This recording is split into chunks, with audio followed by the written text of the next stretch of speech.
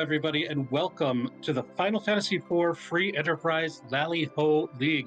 We are in the Swiss rounds, round three, to be specific, and we've got two racers today who are really fighting for their right to stay in this event. Aegis and Penniwhistle both going at it, and neither one wants to lose today. My name is Rex Raoul. I'm joined in the booth by Nth. Nth, what are you looking forward to seeing today? Well, right now I'm just quite enjoying these name memes that we've got going on here. I'm not sure which one I enjoy more out of the two, but I'm looking forward to this race. I figure, we don't see many jet seeds in these races so far in this tournament. I wouldn't mind seeing another one of those. I'd like a jet seed without sirens available. I think that's going to would really test the mettle of racers. But in general, I find jet seeds to be ones that are a bit more like your routing and your execution is just so much more on focus in seeds where everything is given to you where you need to. Yeah, and I have to think that would be a good way of having one of these high stakes elimination races where it's really just going to put our two runners to the complete test by having that full speed straight from the start. Yeah, without a doubt, and both of these racers really need it. No one wants to fall to 0-3 in the Swiss. That means you're basically not going to be proceeding to the next level of this event. So both of them fighting for their lives. You can keep playing after that, but you're not going to make it to the bracket stage, basically. Yeah, and obviously you still get 3 more weeks of being able to play in this tournament, and I've found these flags to be particularly fun, so I'd still be excited by that, but definitely a lot to play for here. This has been a really fun flag set for this event, and I think both watchers of the races and participants in the events have really enjoyed this flag set. It's been really fun to see this. As we see our two random objectives for this particular race, we've got a couple of boss hunts, the Water Hag and the Plague. So that means it could be somewhere near or it could be somewhere far, really anywhere. If both of these bosses are on the Giant, then that's probably the trolliest it could get today. But they could be right in Mist and the Waterfall, and then all you'd have to do is figure out something else to do after that with our general objectives. Yeah, I think the sort of running joke almost of the tournament has been, are we going to get to see the Giant today? And I wouldn't mind that either if it is going to go long. That would be another great test of skill once you get to that point of how can you get to the point where you can get through these bosses. If it's Water Hag and Plague, it's not necessarily going to be the hardest thing in the world anyways. Right.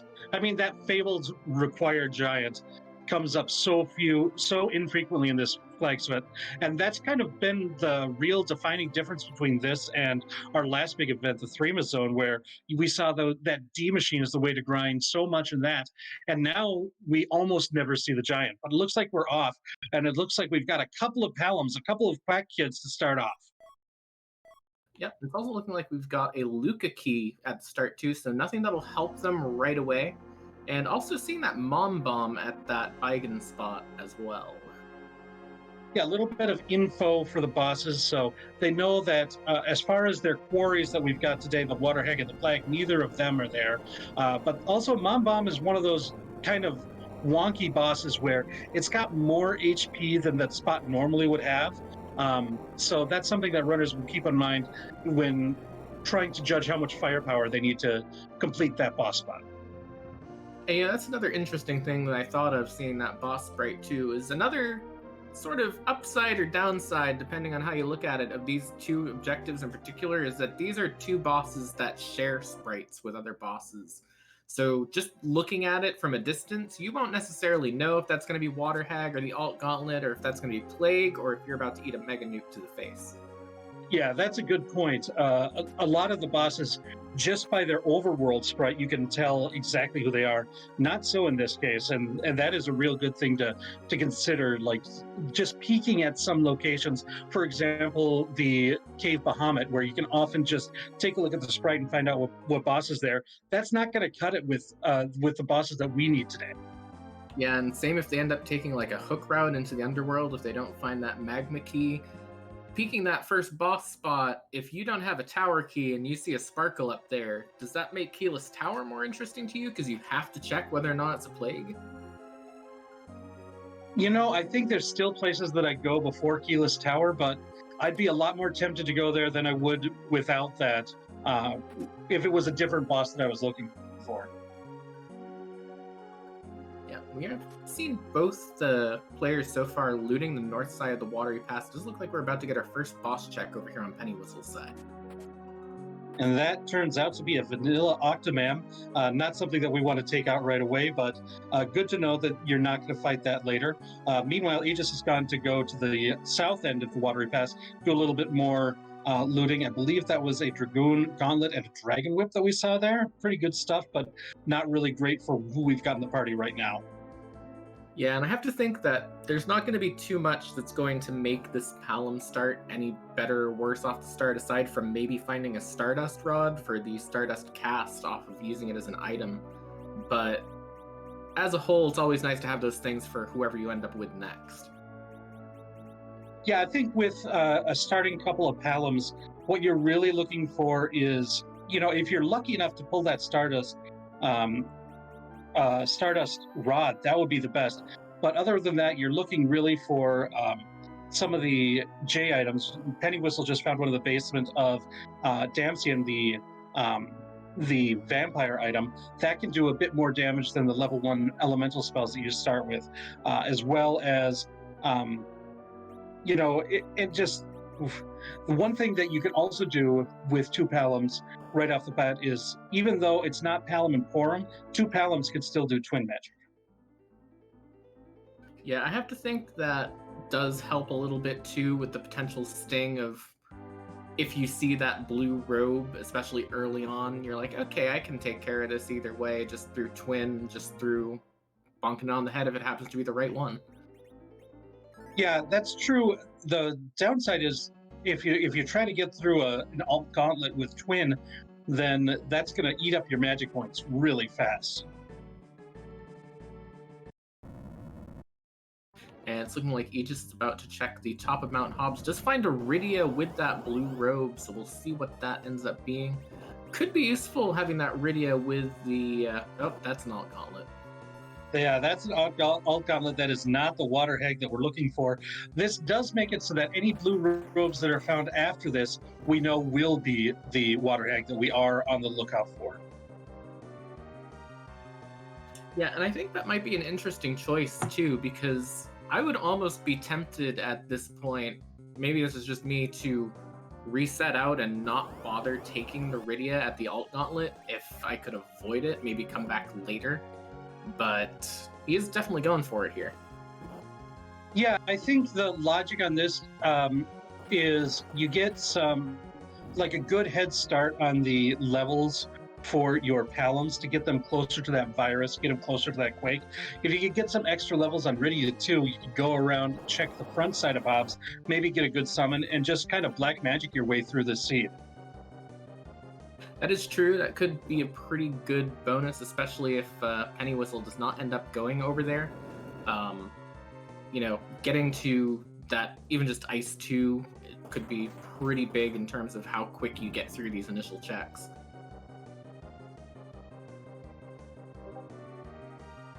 Meanwhile, Penniwhistle doing a little bit of shopping. After doing a bit of looting, getting some of that's good, and not going to have as many MP issues here with Penniwhistle as he buys a couple of Ether 2s here in Toria. Yeah, I mean, you must be happy finding the Ether 2s fairly early if you're going to be relying on magic early in the seed too. I mean, who knows how long they're going to be stuck with these two Paloms, and especially if Penniwhistle ends up going up Mount Hobbs and then also has to deal with Iridia too. Yeah, that's the thing. We've only seen magic users so far. Neither of our runners have gone in Baron, so we don't know who the extra character in the Baron Inn is. But even so, we're not ready to take on a fight like that quite yet. And it looks like I was wrong. Aegis was able to get through that entire alt gauntlet, spamming that twin, and did not run out of MP. So maybe got lucky, did not roll the higher MP Comet, any of the times, all flares, but got through that relatively easily and now has a summoner on her team as well. Yeah, she's got to be happy with that, not going and bothering to loot the other side of Hobbs, which is something I've seen a lot of runners not bothering to do when they don't have exit. We are going to see Penniwhistle check this Mist Cave, does find a Dark Knight at it. Right, so now we know neither of the like face check bosses that are available at the beginning of the seed are required, and neither of them are the Mist Dragon either, which would be the other kind of wild card boss out there that could lead to something. We also see Aegis taking Heridia over to the front of Mount Hobbs and finding that Indra summon for it, which could also help pretty early on if she finds another one of those bosses where you might want some AoE for it. Yeah, plenty of firepower now with the team. The question is, if you get the right equipment, I know one of our runners, I think it was Penniwhistle, but Aegis might have found it too. There was a samurai bow in, I believe, Damcian. So that would be something that you could use. If you're able to find something like a heroine robe, then you could kind of use your Rydia for what's necessary, because some bosses you want to have physical damage available to you. Yeah, especially if they end up getting the Twin Harp for that first objective for completing Cave Magnus, because that spot, I know in particular, has insanely high magic defense, and they're going to need something to break through that if they find that Twin Harp. Yeah, a Dragon Whip that you just found in, and I believe Penniwhistle also just picked it up in the Antlion Cave where they're both at, and a Black Belt. So now, if you want, that's a good start. If you want to get some physical damage from Rydia, Black Belt and Dragon Whip is pretty good, especially in the early parts of the game. Yeah, I'd be very interested in seeing if either runner goes for it. I know that personally, in my bits of an experience with this game, I wouldn't necessarily have thought of that, but it does look like Aegis is going for that Dragon Whip build here. Yeah, this kind of gives you a little bit of variance in your team so that you could do a lot of damage with those Palums now that they've learned their level 2 elemental spells, but Rydia doesn't get that. I mean, she's got that Indra that you mentioned, which is pretty good, but if you have a variety of kinds of damage that you can do, that just makes your team a little bit more balanced. Another option is what Penniwhistle has, Black Belt and the Samurai Bow, so the two Palums have different strengths as well. And we see a Lunar Sparkle. Is this going to be our Plague? That's definitely not Plague. That is not the Plague. Aegis about to get that bad news that the old Wyvern waiting down there. Looks like both of our runners did take out what I call Wyvern Insurance, which is saving at the save point in the Antlion Cave. Yeah, I know. I've seen a lot of runners skip that save point, so this is the time when you really have to see it, and I see that Aegis has actually gotten that Star Veil off on the first try here. Yeah, I think the extra speed from that Dragon Whip that Rydia has equipped helped out in that one.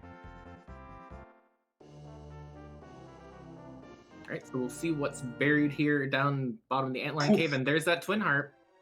Ooh, that Wyvern guarding something important. So now that Cave Magnus is open to us, and that will be what is required to complete objective number 1.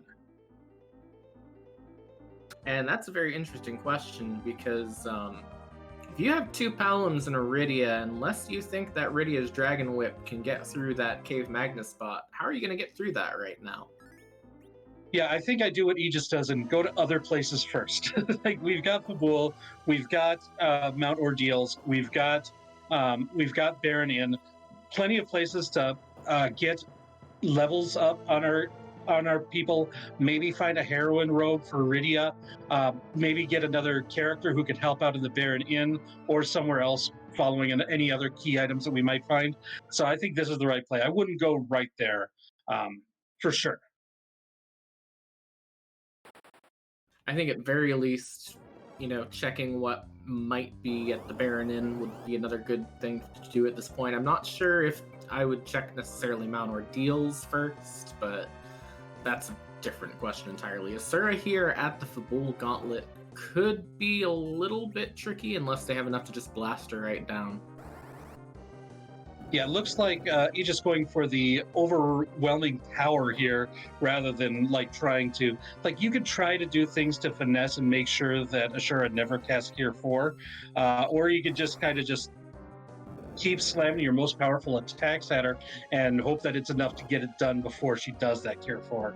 And it looks like Aegis is opting for the second choice. The other option, of course, is to get a wall on her, but you just used up your Star Veils in that Wyvern fight.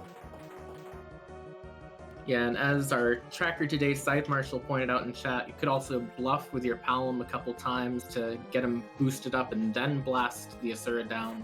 Might be able to get through her before she heals herself back up. And now we see Penniwhistle back up, or actually for the first time, up to Mount Hobbs. It has the option of taking this alt gauntlet fight for the Rydia, and it looks like is also going to give this a shot. It has a couple extra levels, or at least one extra level from that Wyvern fight. So a little bit like was able to take out that mob of skeletons just with a Fire 1 spell. So pretty smart use of what you've got available to you. Also make use, I believe, has a Lilith Rod on one of his Paloms to up the magic power.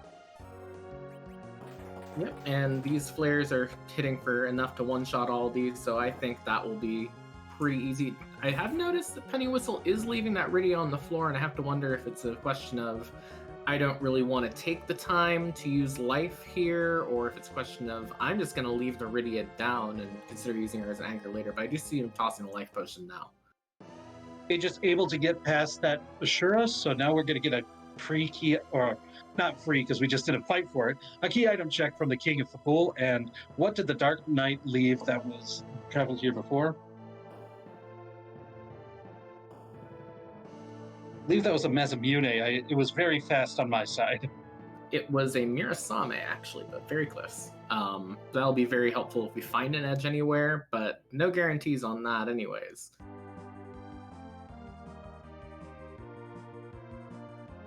It looks like Penniwhistle did revive up Rydia to get at least one of the fights worth of experience.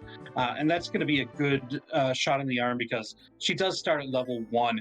And so any experience getting at the early end is going to help out quite a bit. Yep, and still working his way through those fights. Meanwhile, Aegis looking like she's going to go at very least shop and Baron, and does find the Kamikazes there and Sylph, which could come very, very handy with that Rydia. Wonder if she's going to go for the Baron in spot here, or if she's just doing a bit of shopping. Might at least check it to see if it's a character that she wants to have. And yeah, she's heading into the inn, and we see there is a Vanilla Yang behind an Antlion, and looks like she's going to at least try it, get that Sylph on Rydia. And now Rydia is... It's interesting because she still has that Dragon Whip equipped, I believe, and that's going to cut her magic power. But if you unequip that, then she has a really good option in both damage and healing with that Sylph. Yeah, and being able to do both, especially where we have not seen a white mage yet, and even after this, that's going to be all of their healing for right now. And about the only other way they could possibly increase that is by finding an Asura summon somewhere, which you don't really want to spend, so you're kind of hoping you find it in the chest. Ooh, and a D-Mist behind the second boss spot. Yeah, a little bit of a double dip here. That's going to be pretty nice. And Aegis unequips that Dragon Whip. Looks like she wants to be able to use that Sylph summon. Now, one thing about Sylph is oftentimes it does not cost any MP. However, when Rydia is in the center position like that, it still will drain her MP. Yeah, it's a bit unfortunate that she had it that way around, but, you know, everyone has those moments like that where they miss on that. And I know that personally, I keep forgetting about the Sylph glitch flag and just leaving her in the middle spot, and like, oh, I could have been doing this for free the whole time. Well, the interesting thing is, especially at this Baron in spot, it's usually really advantageous to have a fast character in the middle spot because this is a very slow boss. And if you can make that boss be even slower relatively to your character in the middle, that's just extra benefit. So she gets that extra agility from the Dragon Whip there, making that D-Mist even slower. It's going to punch even fewer, so it's really easy to recover from. And then you can just, you know, it might take more MP to cast the summons or sylphs, or you could just attack with the dragon whip. That works as well. Yeah, I have to think that she's going to be very happy with the damage if she keeps getting those 1704 flares. Unfortunately, one of the palms does go down. Going to have to throw a life potion. Might end up missing the rest of this cycle for it, depending on how quickly this Fire 2 goes off. Yeah, the tough thing is this place does have a pretty strong physical attack for the overworld, but between that good magic and the speed, able to get through it. Well played there by Aegis. Gets a Yang on her team and a Magma Key. So we've got underground access as well. That was really well played there by Aegis. Yep, and gotta be happy that you're seeing that Magma Key, especially when you have this mage heavy party with a Yang. You have basically everyone that's going to scale almost harder with levels than with equipment, so that hook route could be a bit scary. So definitely going to be happy that she avoided that. Meanwhile, Penniwhistle is now fighting that Ashura. Penniwhistle did go to the shop in Fabul first, and I saw that there were mute arrows for sale. I'm not sure if he bought them, but that's something that could really make a mincemeat out of Ashura. Yeah, and I believe he does have a bow equipped to one of those Porums. I saw him using it during that Alt Gauntlet fight to take down the Gargoyle wave in particular. So, you know, if he has a bit of trouble here, ends up resetting out, can just go buy those, won't have any problems at all. But looks like having a pretty similar strategy that we saw from Aegis, getting some good strong magics from the Palams, and even Porum in this case too, or excuse me, not Porum, Rydia. Very different characters there. Yep, and I gotta think that he's gonna have oh, nope, it's gonna take the reset. I wonder if he's gonna go buy those mute arrows now.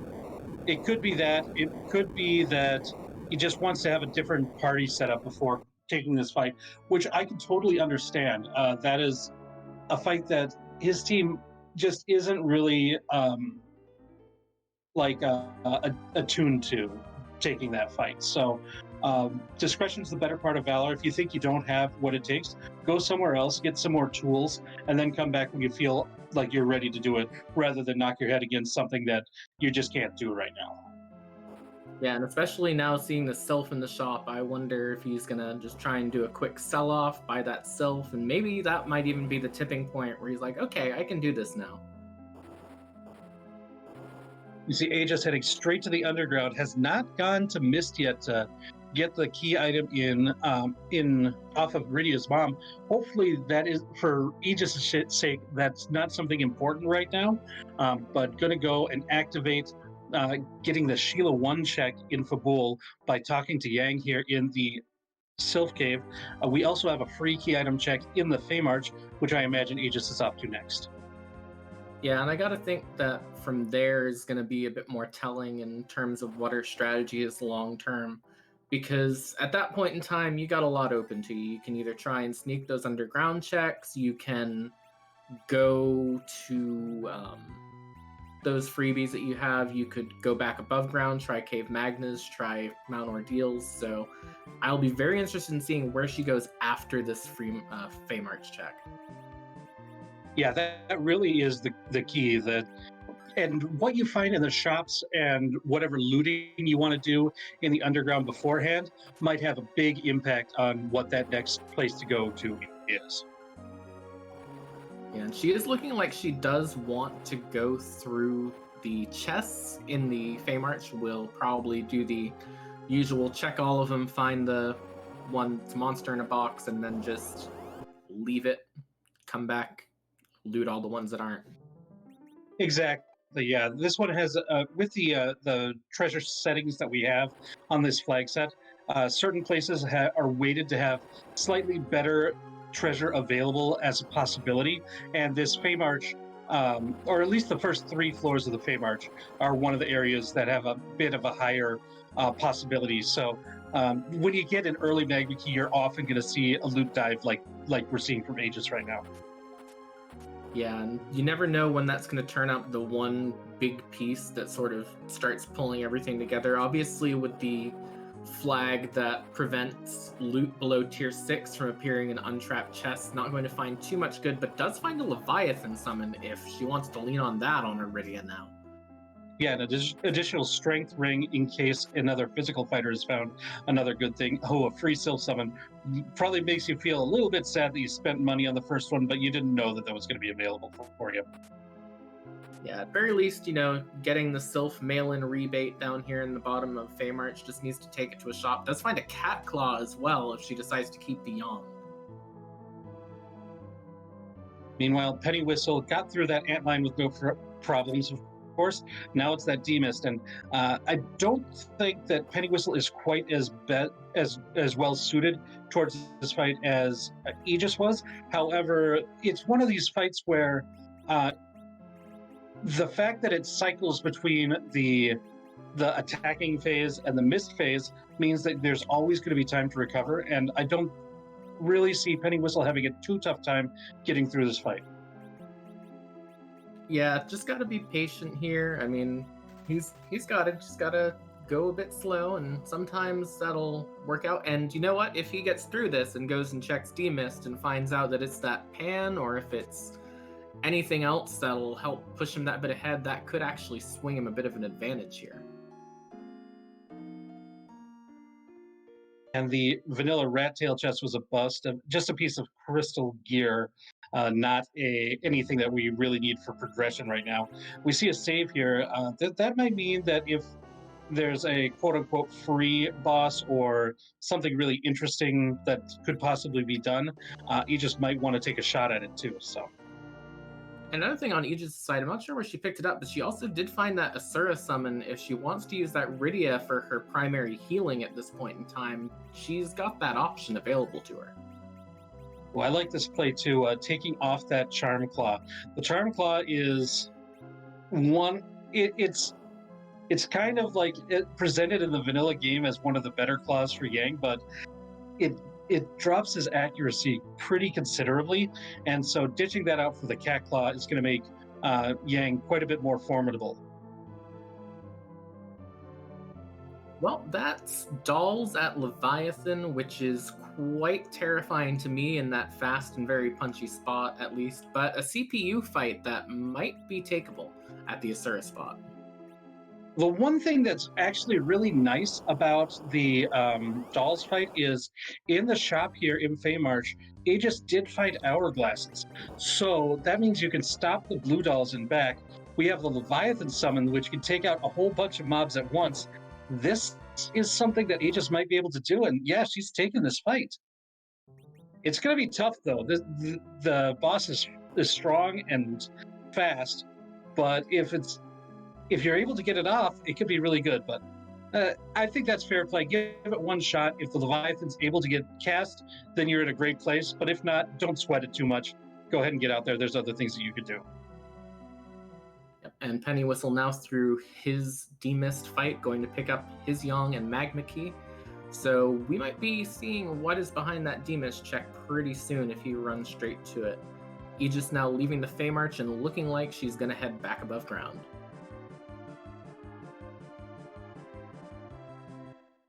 Yeah, it looks like she's going straight to Mount Ordeals. She still has a couple free checks on the table. The Sheila 1 check is active, and the D-Mist check are both still on the table for Aegis.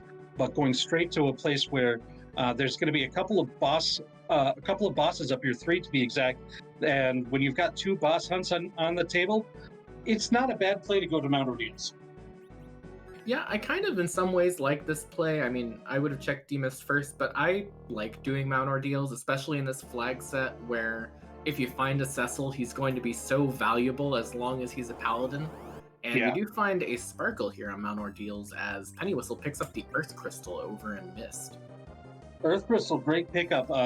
This party needs a little bit of variety still, I think, and getting 2 possible characters in Toria in the Tower of Zot is really nice. It also opens up the treasury, so there's a lot more loot that you can get if you want with no threats and it's all in one place. That might be the last looting that you need to do in the game. Yep, and it's looking like he is going to go right to that treasury as Aegis finds an Odin at the backside of this Mount Ordeals bridge. Yeah, this is a pretty nasty place to find Odin, especially early in a seed. Um, if you're coming here, like if you find a late Cecil and you just want to transform him, it's not really all that big a deal. But early in a seed, this can be pretty scary. This is where, yeah, you just use it, making use of that Indra summon. Very wise there in order to do a lot of damage with multiple characters. Able to take it away with this black magic party without too much trouble.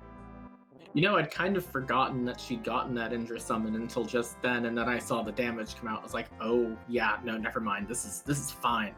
Does get up to virus on both of these Palums as well, which will be pretty helpful in the short term, at least until he gets Quake. Yeah, and I believe she switched out that Dragon Whip for the Change Rod. With the Leviathan summon added to the arsenal here, we've got Sylph, Indra, and Leviathan. You're not really going to be using her for physical damage for anywhere other than maybe for the Cave Magnus fight. Yeah, I just want to mention real quick over on Penniwhistle's side, did go through that treasury, did find 2 Moon Veils and 3 White Spears. So gonna probably be hoping for double Cane at the top of Mount Zod or Tower of Zod at this point. Yeah, that would be pretty nice if you're able to get that. But I believe Aegis just found the pink tail. This is getting pretty interesting. So this trip up Mount Ordeal is definitely not a waste. We do still need to find a hook in order to turn in the pigtail, but this is basically half of objective number 3. And a free fight for it is definitely not going to raise any complaints at this point. So now if she finds that Cecil, she's good to go. If she finds Tella, he's already powered up. I like this play as a whole, and I like it even more now that we know it's very good.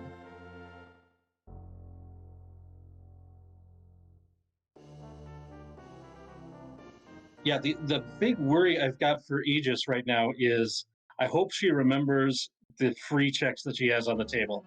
And this could be like just routing so that she doesn't like fly over a place to get the free check and then fly right back to Ordeals.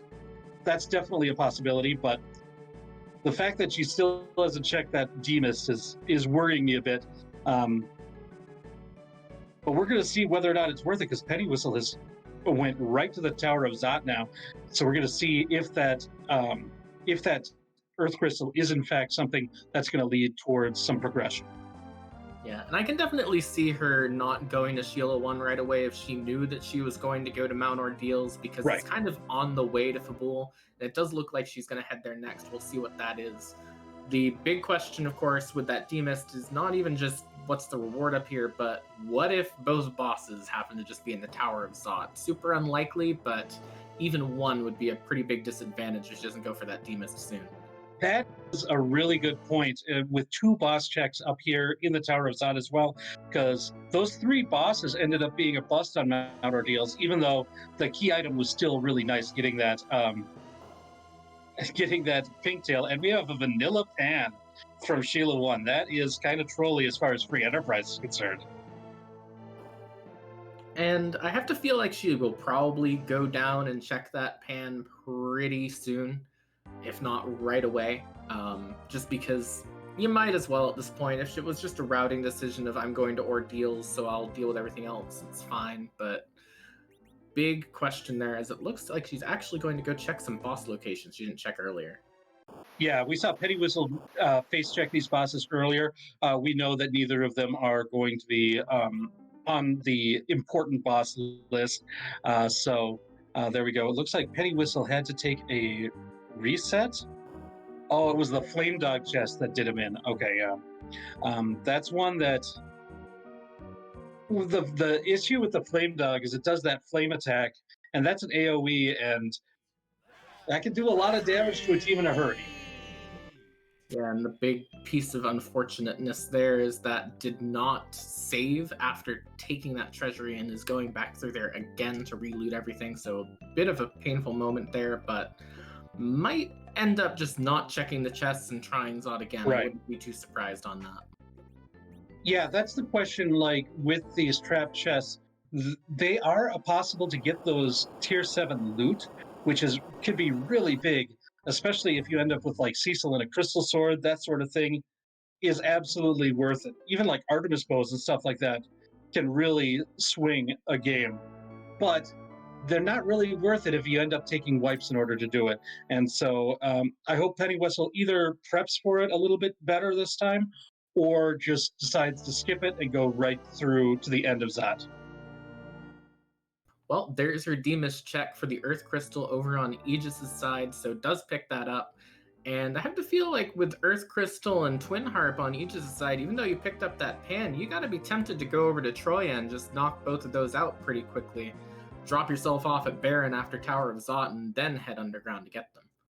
Normally, I would agree with you. In this case, I'd probably want to do Zot first, because if you've got, especially with that Mirasame in our inventory, if there's a possibility that Edge is one of the characters up at the top of Zot, or Kane now with this white spear, or all the white spears that we've found, like, I think that's something that's worth taking a possibility for before going to that boss that has such high magic defense. Definitely, and I think, with those 3 white spears, you got to be hoping that from one of these chests, if you find a cane, maybe find some duct tape so you can just sort of tape them all together and get one really long white spear. But if not, just one of them will work for now. I mean, imagine if you find both of them and you have a cane that can wield a white spear and an edge that can throw 2 of them. Is that how it works? If your white spear is longer, it's stronger. That's how it works. Okay, that's good to know. In reality, probably not, because it probably would just bend and then break at some point in time. It really depends on how strong the tape is.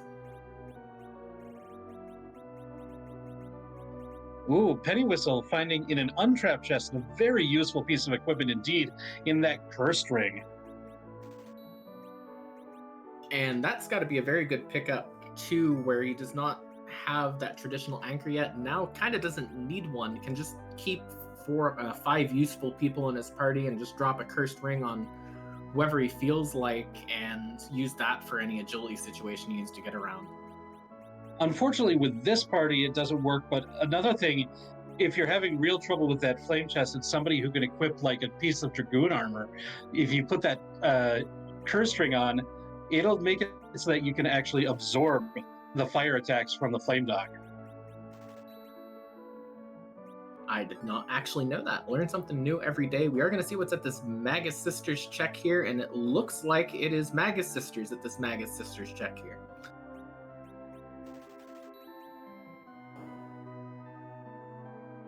This is an interesting test for this party as well. I don't believe Penniwhistle found that Leviathan summon that Aegis did, so that's going to be a lot more difficult. Going to make use of the flare, but flare can be reflected, as you see. Takes out Yang there.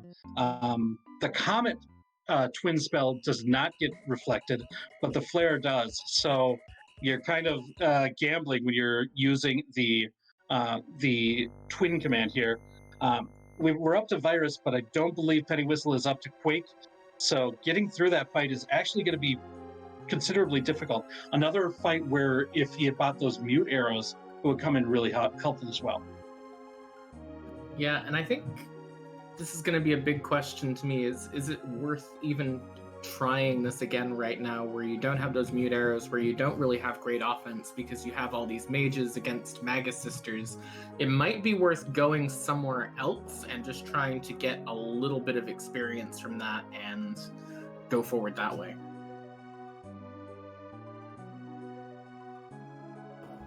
Adjusting the battle speed seems to help. Was able to get a twin off before the initial wall came out, so that helps out.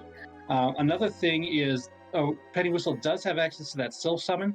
That is actually something that does not get reflected, so that's a way to try to take out Cindy before she revives anyone else. What I actually like doing, if you're kind of on the edge, is taking out Mindy early, because she's the one who casts the damaging spells that gets reflected. If you can take her out, it gives you a little bit of time to do as much damage to Cindy in the middle before she revives. So that's a way that you can kind of keep your survivability up while still while still actively trying to get past this Mega Sisters fight. But we're at something a little bit more important now, as Aegis is at the bottom of Cave Magnus. we're going to get some Twin Harp music here, and we're going to go silent for a little bit as we let you all enjoy a little bit of DJ Spoonie B's Rockin' Tunes.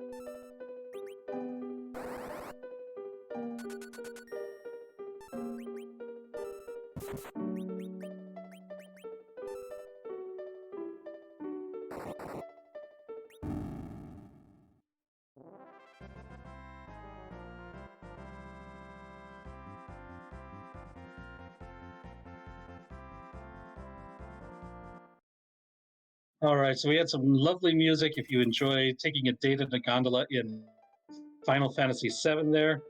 We also had the Dark Imps, susceptible to stop being, so the fight pretty safe there from Aegis, able to do it. And we get the Adamant. So that is, that makes Mount Ordeal's hard required. Yes, and I love seeing that sort of like end of one of our other objectives behind this Cave Magnus check, because personally I like guaranteed music, first of all, but secondly also it's so much more interesting when you know that that's off the table and you're really wondering where everything else is, because if everything's still out there, you have a higher chance of hitting it.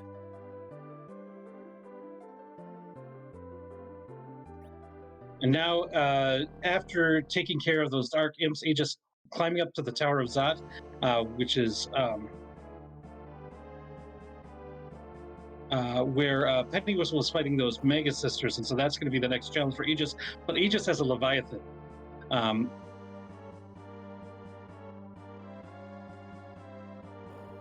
Yeah, I gotta think that she's not gonna have as much of a trouble getting through there.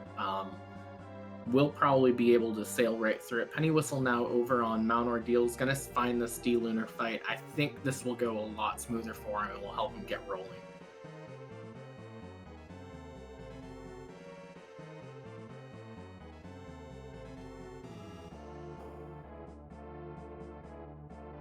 And we're continuing to see Aegis climbing up Tower of Zot here.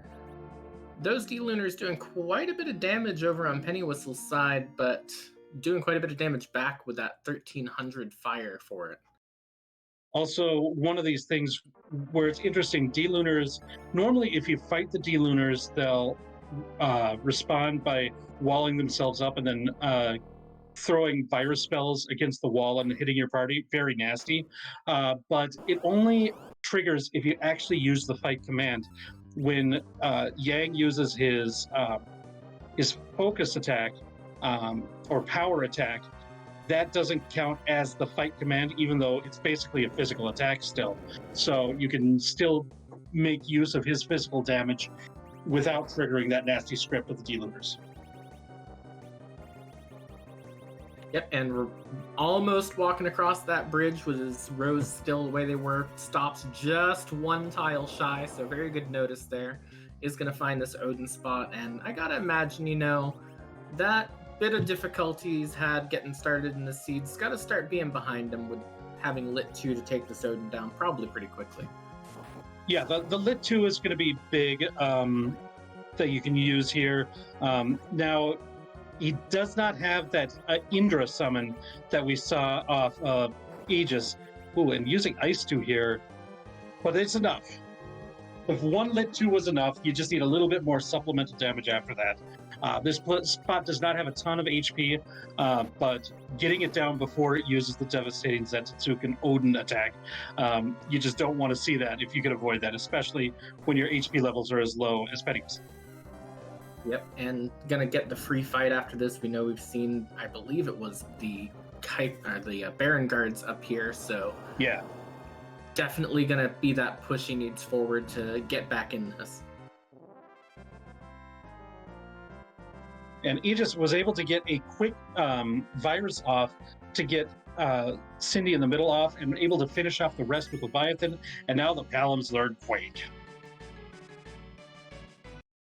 Oh, the Quake Kid has come online fully, and let me tell you, those Magus Sisters are not going to pose anywhere near as much of a problem, but Aegis finding a Fu on top of this tower.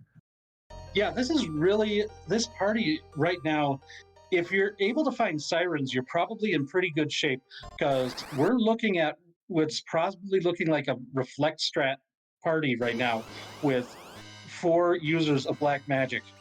And you're going to need to grind them up a lot if you want to get them up to the point where they can learn Nuke. And there's another, well, he's fully powered, but I don't know how much use Tella is going to be right now, unless you just want to take Tella for the anchor, because I don't believe Aegis picked up that curse ring that we saw Penniwhistle find, although did have to abandon because he basically abandoned everything the tower was on. And speaking of abandoning, does leave that Tella behind. Does not take, I mean, I think that's probably the right choice here. Yeah. Yeah, I like that play too. Getting like an in-game anchor is important, but right now you've got a lot of raw power, and if you've got a lot of raw power, you can get through most of the rest of the game. Worry about your anchor. There's still plenty of places to get characters later if you need somebody else for an anchor, and who knows, Aegis could still find a curse ring out there somewhere too. Yeah, I mean, I don't think there was ever too much of a worry of her taking both there. If you've got that Rydia and those 2 Palams that can learn Nuke, you're planning on going those strats, and you probably want to keep the Yang so you keep some physical damage. So if you've already got Tella or got Fu, there's not much of a reason to take Diet Fu. But we do see a Kenatsu here at the 2nd spot in Tower of Zot, so gotta be happy that's not guarding a tricky spot somewhere on the moon.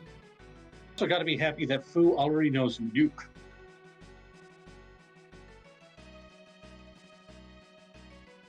Yeah, this is not going to be a particularly hard fight with Nuke.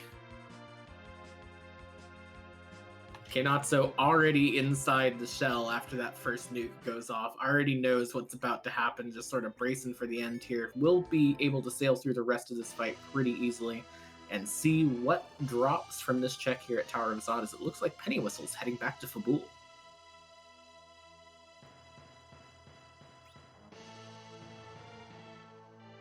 Yeah, now that Penniwhistle has some more levels under his belt, want to go and take that Ashura on again, and should be a lot easier to manage now than it was the first time he tried to take her on. Yeah, and especially with that Quake too, if he wants to try and drop a wall onto Asura and then just blast underneath it with those Quakes, would be a pretty easy way through. Although, is Asura flying now that I think about it? I always have a hard time remembering. Ashura is not flying, but I don't think Penniwhistle has learned Quake yet. Just Aegis's Palums have learned it, but Penniwhistle didn't get all of the bosses done yet that Aegis has, particularly the ones in Zot.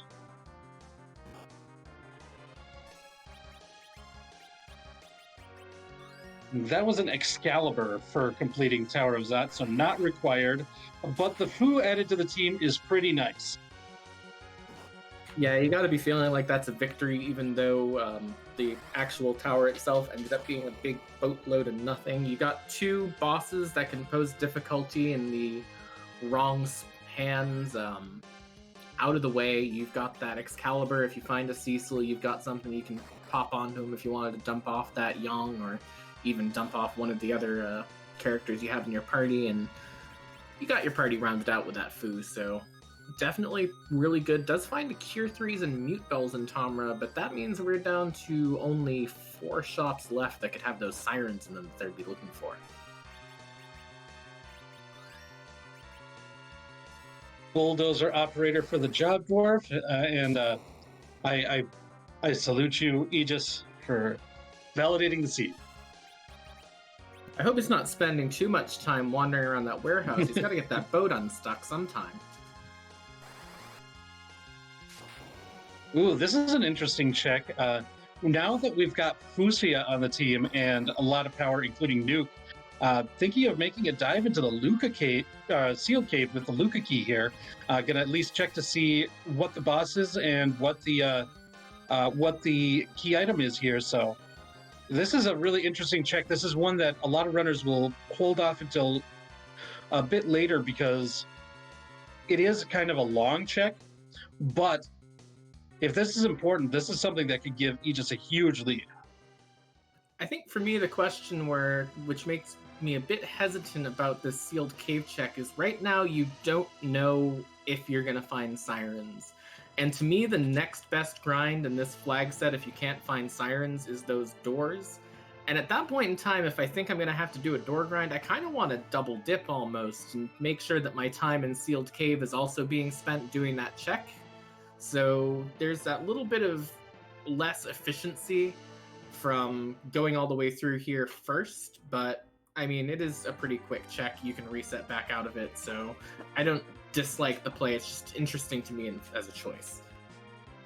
I mean, there's most of the doors in here you still have available to you, but I get that, going down there and grinding at the same time for the efficiency, I hear you there, but it's one of these things where it's a gamble, and when you're 0-2 in this event and you're doing what you can, sometimes you make these gambles like this.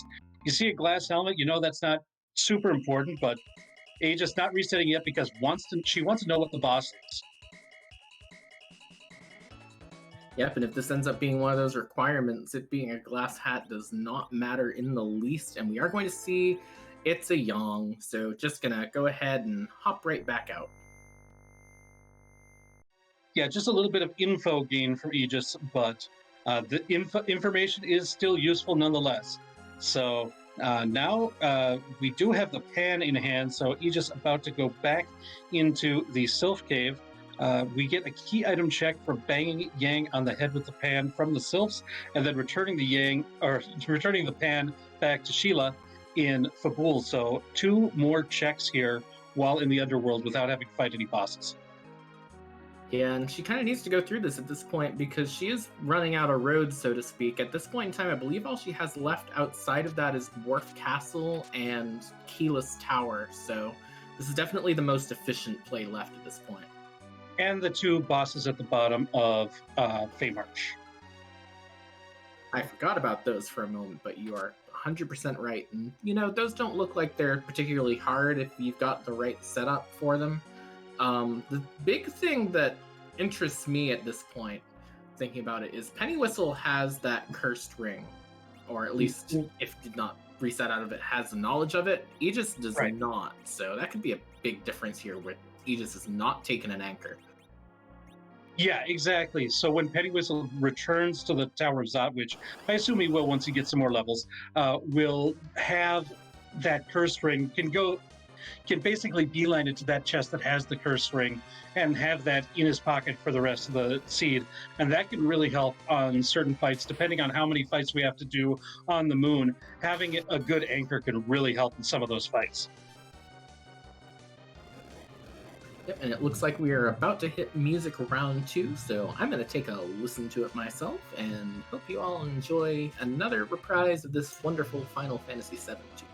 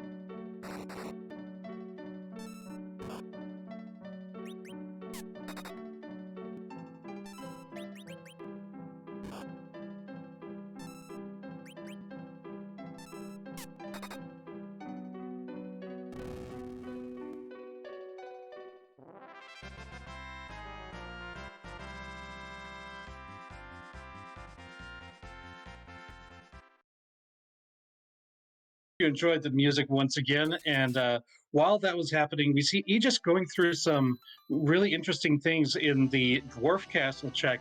Able to pick up a cane, make use of those white spears, or at least one of them, because he can't triple wield, unfortunately. Also finds the tower key, and that just makes the full tower in play. And so heading right there is where Aegis goes. Not any surprise there. Yeah, and it's a very interesting decision to ditch one of the palums for the cane.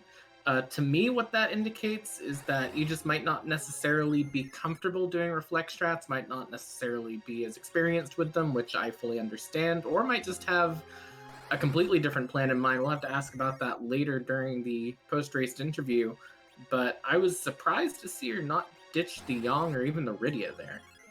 Yeah, I think there's a couple of schools of thought as far as, especially versus Palom versus Rydia. You already have another Palom, so you've got somebody who can do that. Twin is not important anymore for the rest of the seed. But with all the summons that Aegis found, Rydia is actually really flexible. She's got the very powerful Leviathan, which kind of makes up for the fact that she doesn't have access to Quake. She has the Sylph, which can do damage, pierce through wall, and do some healing. And she's got the big heal in Ashura as well. So there's a lot that you can do with Rydia. Now, on the flip side, she doesn't have as nearly good HP as Palom does, and her black magic stat isn't naturally as good as his either. So there's pros and cons on both sides, but there's still, we don't know how long the seed is going to be, and if it's going to be longer, I kind of like keeping Rydia for a longer seed. If we knew we were near to the end, I'd want to keep the Paloms for sure. Yeah, and you gotta be feeling like this is gonna be a longer seed at this point in time in it too, because right now we have one objective completed. We're about an hour in, meaning we haven't seen that water hag, haven't seen that plague, still looking for legend sword or hook for completing those objectives. So, I mean, at any point you could really start reaching the end of the seed, but at the same time, it could also be a very long time before you reach the end of the seed. True. I didn't see if Aegis checked the shop in Dwarf Castle. Did you manage to see if she checked that end? I don't believe she did, but I could be wrong there. I might have missed it myself too. So we still have kind of a mystery as to whether or not sirens are going to be available on the seed. Oh, our tracker said only had like elixirs, so no sirens. But we still have the Lunar Shop and Cave Eblin Shop as possible places, and I guess technically the Kokol Shop as possible places to get the sirens. And Aegis is finding this Ogopogo here, so that will be the scary noodle down here at the bottom, or at the top of the tower, meaning that the next two sparkles, you got a coin flip now. Which one is it going to be? So, gotta be feeling a little bit good about that, but we're also running out of spots you can see ahead of time, so it might not matter in the end. Penniwhistle going for revenge up to the Tower of Zot, going to try to take out these Mega Sisters who have been a real thorn in his side this seed. Yeah, and I have full confidence in him. He should be able to get through it now at this point in time. Was a little bit scary early on. I think he sort of hit that point where he was like in trouble with some of the earlier things. I'm going to try and see if I can sneak a free boss, and I can't fault him for trying to get past that Magus Sisters early on. I think if he had managed to get through it, that would have been a real big benefit to him, even though we know that it doesn't end up giving a key item. It does give that foo, and so if he can get through this, he's going to be set for the rest of the seed. I'm pretty confident in that. Yeah, that foo is really the key here, and as you see, beelining it right to that one chest where he knows that curse ring is, and that is one thing. A lot of what's happened in the seed in the early part has been some of the looting that Aegis has done early really paid off. Finding that Leviathan summon in particular has really paid off for Aegis so far in this seed. This one item, this curse string, is a big thing that Penniwhistle has that Aegis does not have. Yep, and I mean, if Aegis hits the wrong thing, hits that Z fight, a bit earlier than Penniwhistle and has problems because of agility anchoring, Penniwhistle doesn't, that could actually start swinging things in Penniwhistle's favor as long as he can keep pace with her for the rest of the seed at this point. Another thing to note, though, with that cursed ring is it's a little bit less valuable because the one boss that I think of when I think of agility shenanigans outside of Z is Wyvern, which we already know is gone. So that might not be as huge of a deal breaker right now as it could have been if we knew that Wyvern was still on the table.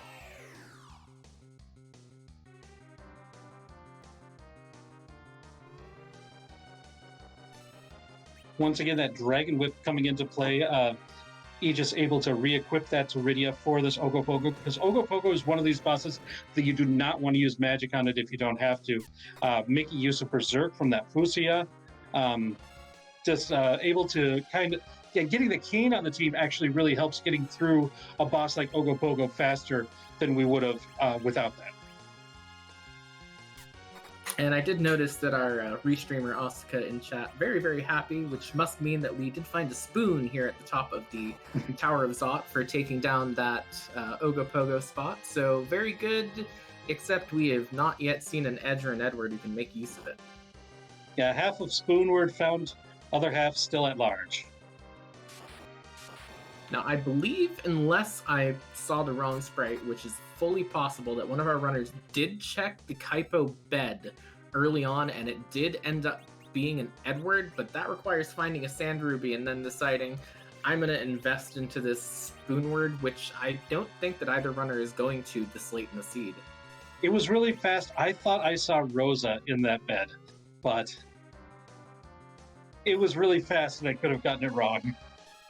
It was one of the characters with very, fair hair, so it's kind of like, we'll call it a coin flip between Rosa and Edward at this point. And now we get the check for the Tower Key, which was the reward from Baron Castle. Dwarf Castle. So many castles. And there's the pass, so we've got our shortcut to Xeratus. We're still lacking the Darkness Crystal, though. And I believe Aegis has not yet checked Sheila 2, so unless Sheila 2 is it, that would mean Darkness Crystal behind one of those Feymarch bosses. Yeah, there's other things that it could be something like Baron Key, which would open up a lot still on the blue planet, but we are running out of even overall places to check on the blue planet. Yep, the seed has been a little bit tricky here and there, very much vanilla in a lot of places, but more importantly, not wanting to open up fully at this point. We're going to see what this pan ends up being, and it is a hook. Well, that's interesting. That means we can trade in that pink tail and complete objective number 3. However, it does lead to, I believe you're right, progression has to be behind those Feymarch bosses. Well, I think that at this point in time in the seed, Aegis will not have any trouble with those Feymarch bosses. They might be a little bit on the slower side, but should be able to get through them. But you got to be feeling a little bit like, oh no, it's going to be one of those days, isn't it? Especially since we haven't found either of our bosses. And we also know that the first fight in Baron isn't one of the bosses either. So we're looking at the moon, we're looking at the giant, and we're looking at the vanilla Kainatsu and Odin spots as the possible places where that boss could be. Yeah, and I gotta wonder, as we do find coffins and Bacchuses here in the Eblin Cave spot, which seems like a pretty good thing. I gotta wonder, with Aegis going here to at very least check the Cave Eblin character, do you go up that hook route and make sure that one of those bosses isn't hiding at the King Queen Eblin spot? You almost have to at this point, don't you? I mean, you don't have to, because no matter what, you'll find the other boss somewhere in the seed as long as you go through every other spot, but it's a real big question mark, because it is actually quite a bit of a walk. But here's another good question. Do you take Fu number 2? That's actually a really hard question. Probably, but, it's tough. I think there's Ooh, there's upside and downside on both ends. Like, oh man, it is a tough decision. I don't think it's wrong either way. Also, To me, it's a question of who would you replace for him. I would think that the Yong or the Rydia in this case, yeah, she's just taking it and not bothering to check that boss. But the big question mark to me is, with that Fu, how comfortable are you in nerfing those big bangs? Because a high rolled big bang at full power can take those Fus down, and you're going to have a bit of a rough time from there. The other thing that comes to mind there at this point is if you want to do reflect strats and you know you're going to be taking those big bangs at some point in time, you probably want some form of healing, and Fu can act as a white mage if need be. yeah, a bit more reliable than Ashura, if not as powerful as Ashura. But he does have the limited MP pool, which can really come into play in some fights. Yeah, I think it's tough. I kind of like this choice of ditching Rydia, but it's close. I think there's arguments on both sides. The fact that Evelyn shop didn't have sirens, I think, is a point for keeping the Fu, though, not trying to level up Rydia up to the point where she learns Nuke.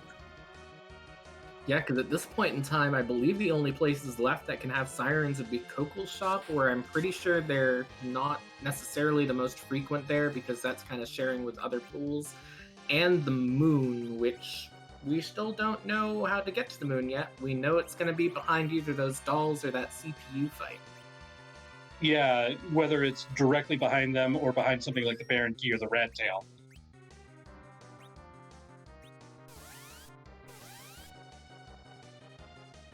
Let me tell you, this is a bit of a tense moment here going through this, because if this ends up being one of those bosses, and when Penniwhistle gets to this point, he doesn't go up and check, that's a huge point tilting in Aegis' favor. Well, that's Leviathan. That is not one of the bosses, so that's a little bit of a time loss, but it does look like Penniwhistle's in pretty good shape here getting past these Maga Sisters, so that's going to be a relief once that's done. Yes, and on Aegis' side, she played it very, very smart, going through back to take that save point after picking up the Fu so that she could reset right back to it, exit, and then head straight back to her airship, and I believe she's going to be going underground after turning in this pink tail. Yeah, I think that's all that's left, but this is going to be a relief for Penniwhistle. Getting past those Maga Sisters, going to get that Fusia on the team, and that's a whole lot more. Ooh, or not, or just going to walk out. Oh no, I think just missed the door for the save room. Okay, good. I want Penniwhistle to get this Fusia. Who hasn't been there too with, you're stressed out from a fight that you had a hard time with early. You go back and you're like, oop, wrong door. I'm just on autopilot at this moment, taking a moment to breathe. I can't tell you how many wrong turns I still make in this game after how long I've been playing it. Oh, an Avenger, a very nice weapon for Kayn as well. So very nice pickup there from the pink tail, as well as completing objective number 3. Yep, gotta be feeling like that Kayn with the white spear and that Avenger is definitely the right choice at this point. And I'm looking forward to seeing if she uses those shenanigans to get through one of these bosses down here, especially if she uses it on the dolls after throwing an hourglass or something like that to stop the back ones. But we're going to see which boss she ends up picking and how she ends up handling it very soon, because she's on her way back down to Feymarch. Yeah, I think Aegis is set up to take on whichever one she wants relatively easy. The one thing, if she wanted to go through and avoid the Globe 199s on the CPU, keeping Rydia would have helped for that, because she has access to Sylph, which can get through the wall on the CPU itself without damaging the attacker as well. Personally, I just like dealing with the Globe 199s as they come around and just using Meteos and Quakes to do as much damage as I can. But that's going to be up to each runner how they want to deal with that. Yep, and there's also the option too with this party with dropping a wall onto one of her characters and trying to do the reflected float strat on the CPU as well, trying to land that on the attacker and then just break down the rest of it with Quake repeatedly. So I'm really interested in seeing what strategy she goes for, and because there's tons of different ways she could approach that fight right now.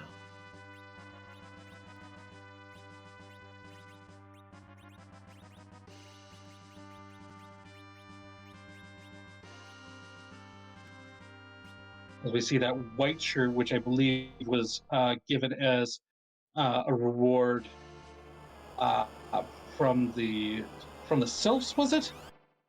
Ooh, it was one of the more recent ones, but it was a pretty good piece of gear for a white mage, and having two foos means you've got somebody who can appreciate that. Yep, and it looks like she's going to go for those dolls first, as Penniwhistle also entering his K-Not-So fight.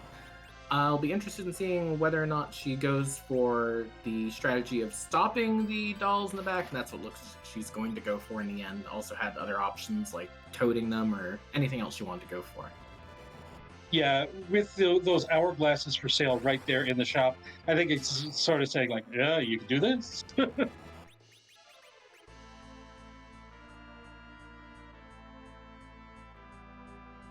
Yep, and with these quakes, you gotta imagine, gonna be very short work. All three dolls that can even hit at this point in time already down.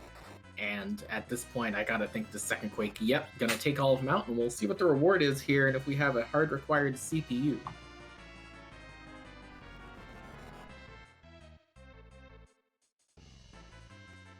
Well, there's the rat tail. You can check that and see if that's our progression, or since you're already here, you could take on the CPU. My inclination would be to just go ahead and take out the CPU right now, but either way, I think with this walking back to the save point, we're going to see a CPU fight. I have to agree, and to me, it's sort of like a coin flip. If I was feeling behind, I might consider taking that rat tail just because, okay, if this rat tail is the way forward and I chase it down, that is huge. And I've taken a pretty big lead at that point, and she does exit to go for it. Meanwhile, Penniwhistle over on the other side is through Zod. That's a sneakily sharp play by Aegis there. This reset. So now, if that rat tail doesn't pan out, she can reset exactly back to there and take on that CPU. So yeah, that was well played. Yep, very smart play there. But on the other hand, if this rat tail ends up being a Baron key and that darkness crystal ends up being behind that CPU, this could cost more time. It's going to be that question mark right now. Yeah, it's one of the. It's a calculated risk for sure, but there is the darkness crystal. Very good play there, very smart move, and I believe she will probably be moonbound from here. I can only imagine. And this is going to be another check to see if we've got sirens available. It's going to be really big for getting Palom up to the point where he learns Nuke, if she wants to do that at this point. Right now, with two Fusias on the team, Palom is kind of the odd man out. Yeah, she's got two good physical attackers, two all-around really good magic users, and then Palom, who's a specialist in the black magic, but Fu can shoulder the load for a lot of that. And I believe Penniwhistle also found curse rings for sale in Agart, meaning that I believe at this point Aegis will have accidentally dodged both curse rings at this point. Yeah, we haven't seen a lot of shopping in equipment shops on Aegis' side of the screen. We've seen more of that from Penniwhistle. The fact that he's already got the curse ring means it's not as big a deal, but it's still, a nice piece of information. If Aegis really wants it and starts shopping, she'll be able to find it. Yep, and she just looks like she's going to do a little bit of shopping here in Mysidia before she heads up to the moon. I believe picked up some Thor Rages there. Yeah, Aegis has been doing a lot of the checking of the item shops, but just not the equipment shops. Now, what interests me is picking up the Thor Rages there, because I'm trying to figure out what she could possibly want those Thor Rages for at this point. And the only thing that immediately comes to mind is if she's considering doing a reaction grind. Ooh, that would be spicy.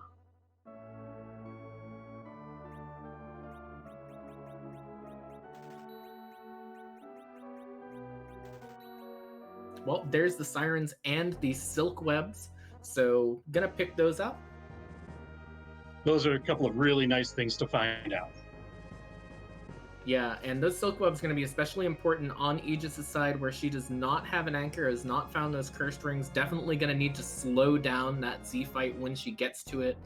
Meanwhile, going to go check the K value here, which maybe plan to save first, yep. But might as well try and see if she can find that boss here. If it's one of the required bosses, obviously going to be a huge bonus, and if not, it might still be worth doing just because of, at this point, any one of these could be the thing that leads you to that legend sword for objective number 2, as it does appear to be King and Queen Evelyn, so she's going to go take that free fight here. Now, at this point, you know, King and Queen Evelyn's got to be something that you're feeling pretty good about finding. You get to the moon, you kind of want to not have to do particularly difficult fights at that point. And so, you know, gonna be nice here. Not necessarily the best spot to find King and Queen, because, I mean, at least to me, a free fight is a free fight, but at the same time, I kind of want one where I don't have to sit there and wait for them to finish their script. So if you can knock the king out, then the queen just falls over and that's taken care of. But that free chunk of XP and that free check is obviously something you're not going to complain about here either.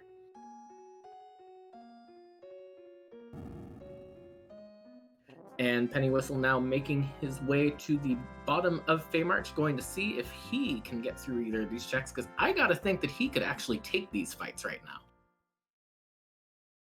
Yeah, not having to double dip a place like this is pretty nice.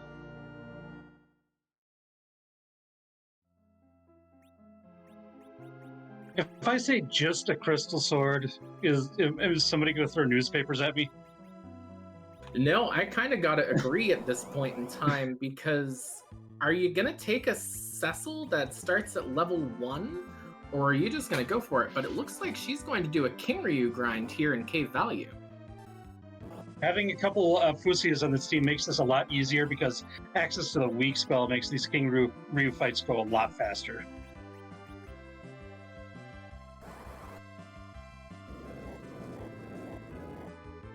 Yeah, and honestly, this is not going to be a very difficult grind. Not going to be a very long grind either, where you have those two Foos on the team. Really just needs to get maybe Nuke on that Palom if she still wants to do reflect strats at this point.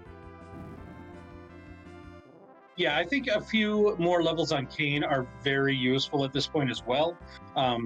And so, I even if this isn't going to be a full grind right here, doing a fight or two here is really going to put her team in shape for the entire lunar subterrane that's probably coming next. Yep, and it looks like Penniwhistle is going to take this doll fight, so this could actually be quite interesting, because we know Penniwhistle had a rough time early on, but if he ends up going straight to the moon from here, this could actually catch him up quite a bit. It's interesting, and it's a real possibility at this point as well. Because at this point, unless that CPU has the Legend Sword, our other 3 objectives are either all on the moon or on the giant. Well, the other interesting thing is if Penniwhistle fights that CPU and it does have the Legend Sword, that could be really huge for Penniwhistle too. So going down to these Feymarch and being able to take care of these bosses right away while he's down here could actually be the point where he starts to really catch up a lot of time. And, you know, he had that rough start early on, but this sort of goes to show that if you make the right play at the right time, you can make up a lot of ground in an instance. Yeah, it's a tough. He still has a lot of road to climb, because he doesn't have that hook yet. He doesn't have the tower key yet. You know, these are the sort of things. He doesn't have the pan yet. These are the sort of checks that we saw Aegis get through a lot earlier in the seed, while Penniwhistle was really having a hard time taking down those Mega Sisters. And so that's the sort of thing that is going to be really tough, but, you know, it's still out there. It's still something that he could possibly make up now that he's got access to that Fusia on his team, really. Yeah, and I've got to also think that without having that hook yet on his end, he might actually be a lot more Yeah, incentivized to take the CPU fight. that's a really good point as well. So if this ends up being something important, it could be like the Baron key that holds those bosses behind it. It could be the Legend Sword, as we said. So it could be really important here. So for Pennywhistle's sake, I hope it is. But Aegis is now going into a place where there's a lot of bosses, decides not to take a Porum, and has got a lot of opportunities to get both the Legend Sword and to find at least one of the bosses, or if not the key item, then both of the bosses. And the question to me right now is top down moon or bottom up moon, and it does look like she is going to go for the top down moon, start with this Mirasame altar here. And, any one of these altars could be go mode if it happens to be lucky enough. So I think that this is probably a very good play if this ends up paying off for her. Normally I'm a bit more of a fan of the bottom up play, but at this point in time, there's so few key items left on the table, you're kind of almost hunting the bosses over that. That is true. I think right now, because we know we're going to have to find at least one of the two. When you have to complete 4 objectives, at least one of the boss fights are going to have to be found. And I think that's going to be the key is where am I going to find either Water Hag or Plague? Yep, and at this point, we're running out of options. I think there's only 9 total boss spots left after this one. The 4 remaining ones on the moon, the 3 in Baron Castle, and the 2 on the Giant. So, well, actually 10, one behind the package as well. So, really, any one of these is a 20% shot at finding it after this Bigan.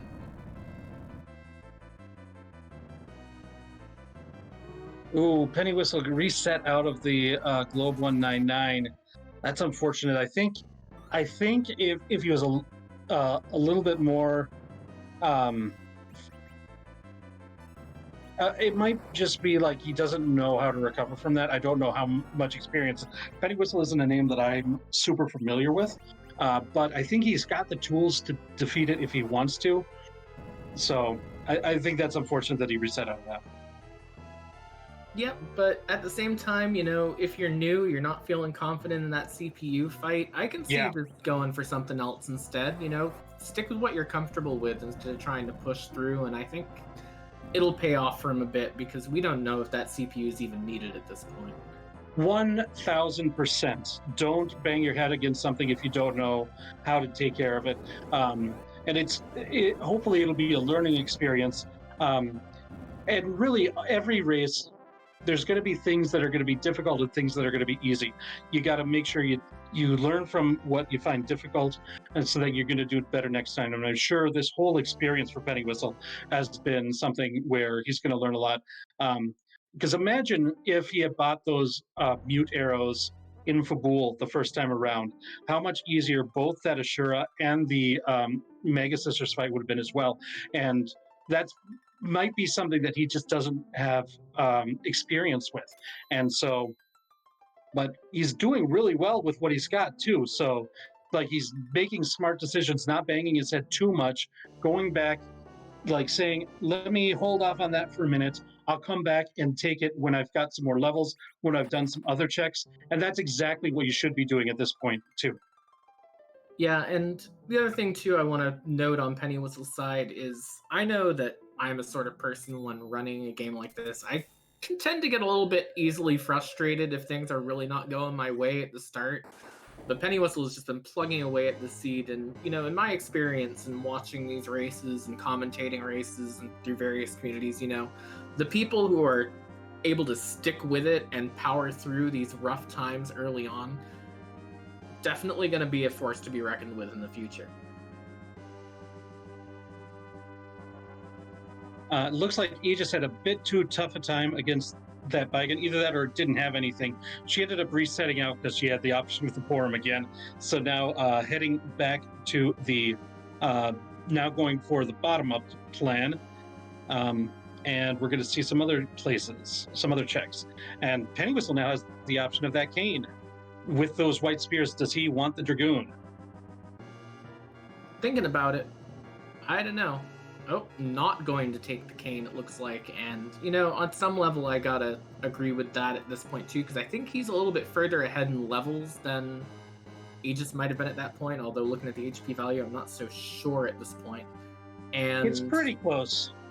yeah. I gotta think that he might be thinking, okay, I've already invested enough time in this Yang that by the time I get that cane up, Yang might even be doing about the same amount of damage there.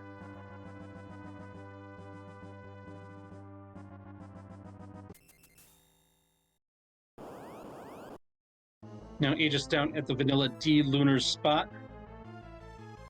Finds Golbez. Yeah, easy reset. Even if you want to take that fight, you want to prep for it first. But you might even want to say, let me check those other fights first, see if I don't have to bother. Because that Golbez fight is long. Even if you're prepped for it, that talking sequence at the beginning takes a lot of time. But that's the Water Hag. Yep, and depending on what this happens, this could be pretty big, but we'll end up seeing just needs to get these 3 hits in, and this is entirely free. So pretty good there. Unfortunately, does end the dream of the required giant for today. Meanwhile, Penniwhistle has gotten through both of those checks in Dwarf Castle, does pick up his tower key, and I gotta feel like he's probably gonna chase that down pretty quickly here. I think that's a pretty good incentive to go to the tower, and I believe that's what led to the hook, right? I believe so. I believe the hook was from the cannon location in the tower, but I could be misremembering at this point.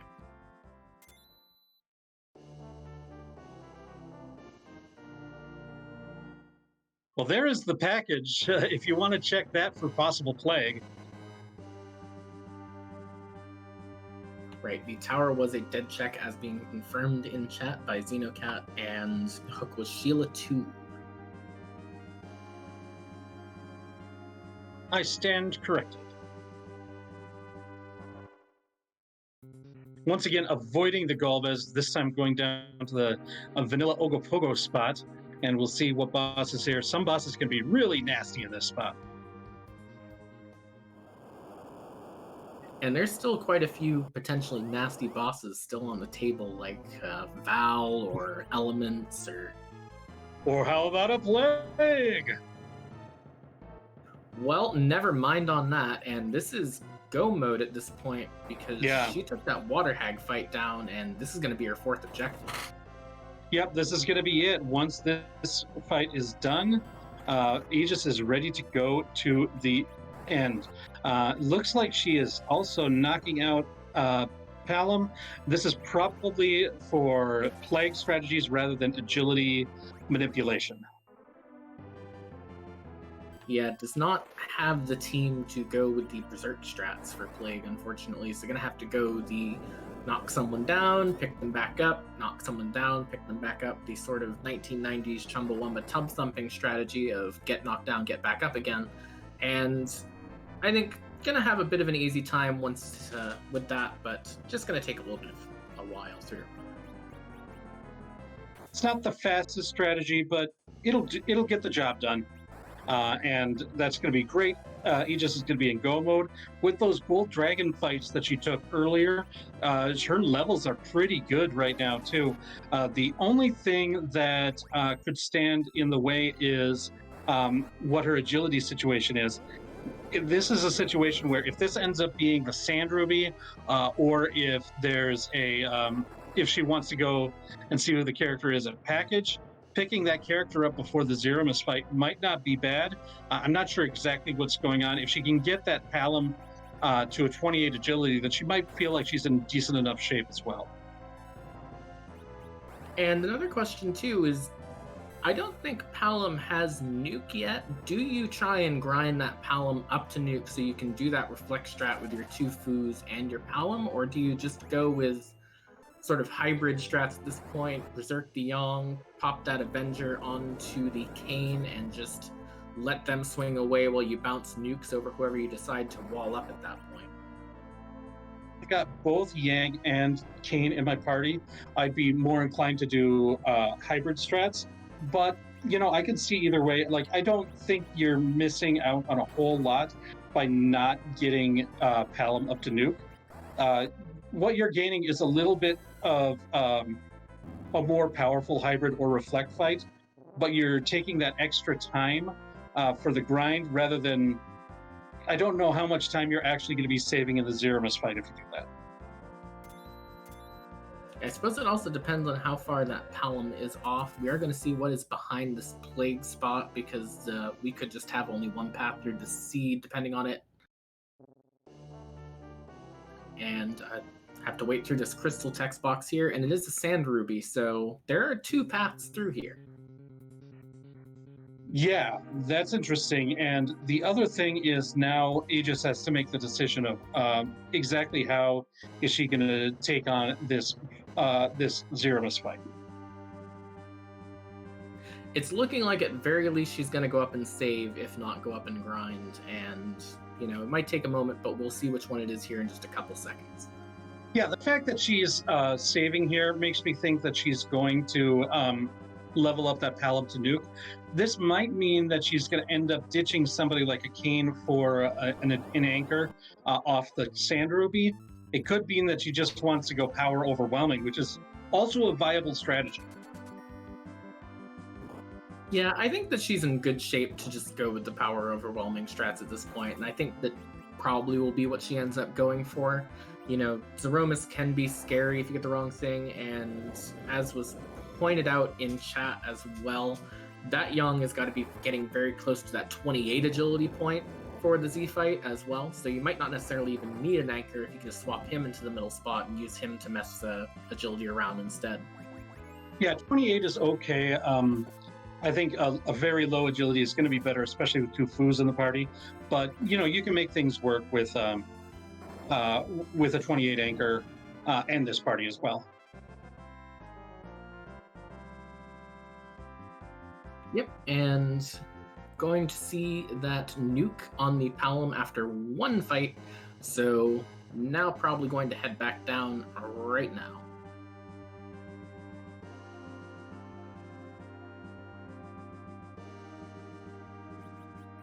Ooh, it looks like we might be even seeing a swag walk, so that might mean that we're not going to pick up anybody else. We're going to go with this team.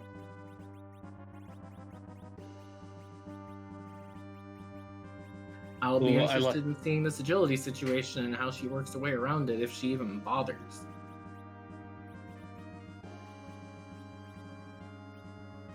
Meanwhile, Penniwhistle now at the top of the tower fighting that Ogopogo. This is, as I said before, this one's a little bit nasty for a team with a bunch of casters like we've got here. He counters most of the magic with that nasty blaze counter attack, or weak here, depending on what magic it is. Sometimes it's weak, sometimes it's blaze. And so that's a really nasty thing to try to deal with when you're also dealing with keeping everybody alive, those big waves that come out. Here's that blaze. The blaze right after the weak is particularly nasty. Yep, and while watching this fight, I can't help but notice out of the corner of my eye a lot of these Z flags in chat. Would you like to go ahead and give an explanation of that? Yeah, if you've never seen Free Enterprise before, you've seen a lot of randomness in this game altogether. Zeramus, too big, too bad to randomize and put in with the rest of the bosses. So always going to be the last boss, but we want to make it at least fun. So we change what he looks like. Every single seed, we get a different sprite for Zeramus, most of them created by the Princess of Pixels herself, Scala Kitty. But we're seeing these Z flags because we want to know whose butt we're going to kick tonight.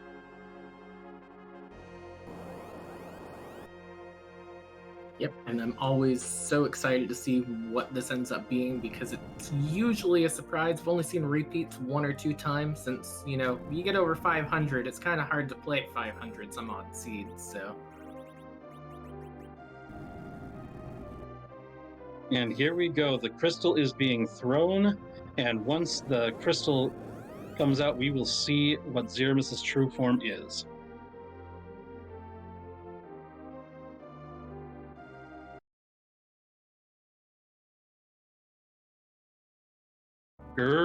Indeed. Oh, it appears to be Gatomus from Chrono Trigger. Wonderful.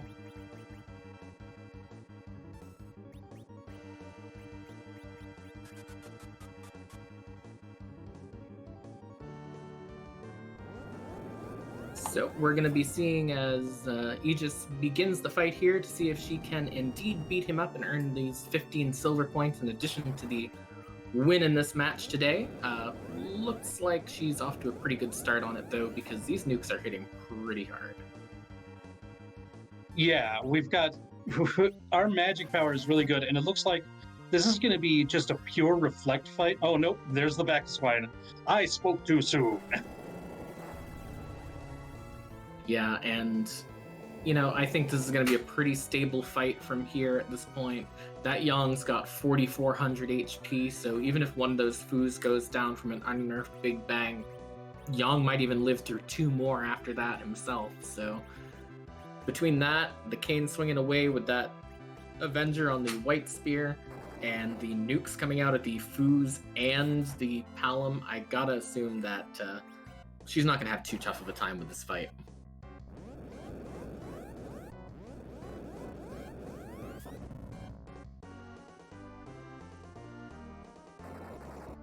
Yeah, one of the big advantages for the Z fight, having Yang or Sid on the team, is their enormous amount of HP. And so that makes it, you can be a little bit more aggressive in your fight against Zeromas because you've got a little bit more cushion to recover from by having one of these characters with that huge HP pool. Yep, and really, at this point in time, it's just a matter of the only thing that could throw her off is if she gets the worst Big Bang roll luck in a long time and it knocks out all 3 somehow, which I just don't see happening at this point. It's unlikely, but it is possible. Like, none of them are at... I shouldn't have said it right now. Let's see. Okay, we good. We good. It only high rolled 1 out of 3, so we're at most only at about 33% commentator's curse right now. Yeah, I won't even say anything of the anything similar to that for the rest of this fight.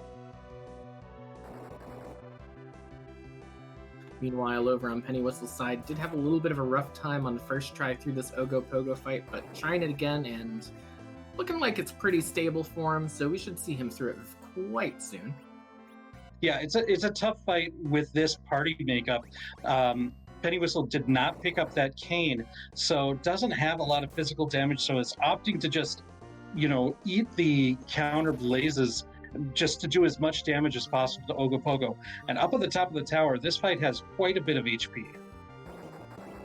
Yeah, so there's going to be a little bit of a grind, but you should get through it, and, once it's stable, there's not going to be too much that'll throw him off it now that he knows the thing. So it's showing that he's learned from that first time through and definitely going to get through it. But this Big Bang that's coming up over on Aegis' side might be a little bit scary because that HP is looking quite low. Well, this Cure 3 coming in from Palom, if it hits before the Big Bang, then I think Aegis is going to be okay, and it looks like it did.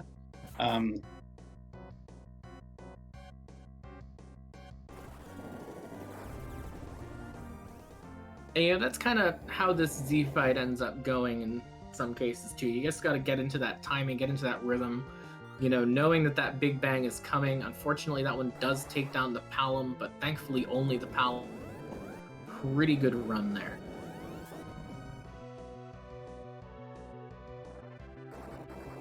Yeah, and with a low HP pool, Palom is definitely the one most likely to go down.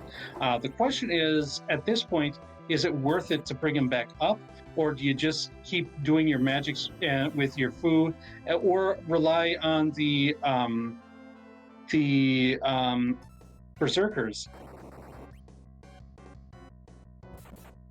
That's a very, very good question. I feel like you kind of just gotta keep doing damage a little bit here, but Kain looking like he's gonna go down here. That's the single target nuke, but it looks like the Life 2 is coming up. We're going to get Palom back up if we give another raise to Kane. He's got that Avenger equipped, so he's going to become he'll be all ready to be berserked just from leveling up. But it looks like we're going to go with reflecting on Yang here. Still going pure hybrid, because here comes another life too, it looks like, from Fusia as well. Yep, and at this point in time, got to be far enough into this fight that you've got to feel like, okay, I don't need this Kane anymore. I can just get it down with reflected nukes, but is going to revive the Kane, so he'll start swinging away again here very soon once another tick comes up for him.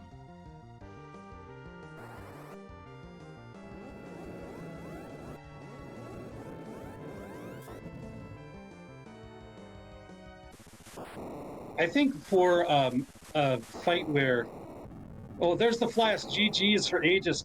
I was going to say, this fight was really well played, especially considering that this anchoring agility situation is not ideal. She was able to maneuver all the twists and turns necessary in order to have a really successful Zeramis fight. And it was really well played, I must say.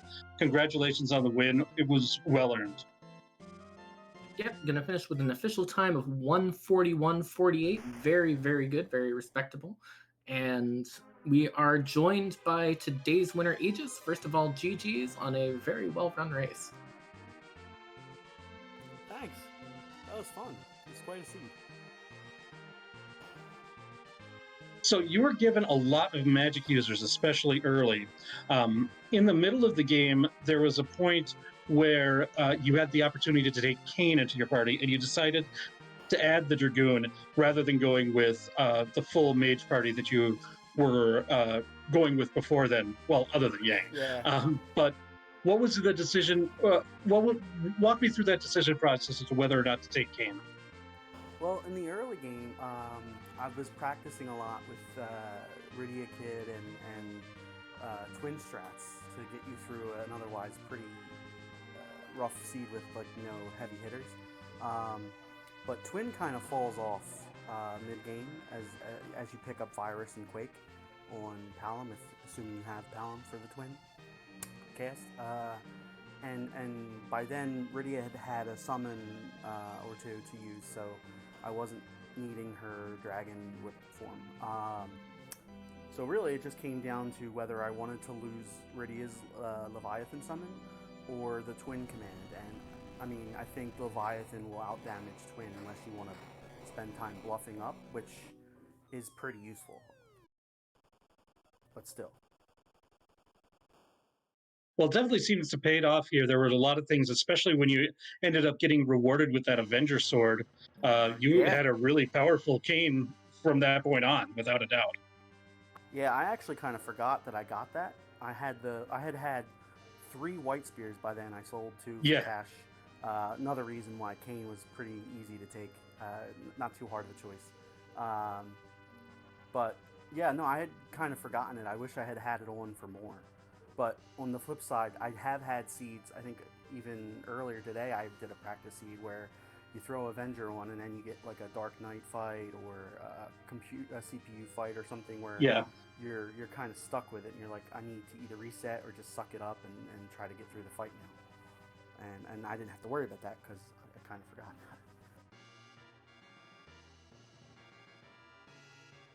Now, an interesting question to me is, when you were reaching the end of the seed, you had a point in which you could decide whether to take that CPU fight down in the Fey March after you found the rat tail or continue on with that rat tail. What led you to decide to follow the rat tail instead of taking that CPU fight? I've been practicing how to use the save files to your advantage, and I purposely retreated to go heal up and save. So I could follow the rat tail. It's an easy check. If it was nothing, I could reset back to the Fey March to check the CPU fight. That, yeah, I'll be with you in a minute. Sorry. And whatchamacallit, I was gonna save reset back to it if I got nothing like a package or a spoon or something. So by then it was pretty clear that something was going to be darkness. So it was a pretty heavily favored bet that it was going to be the rat tail, so I didn't want to not follow.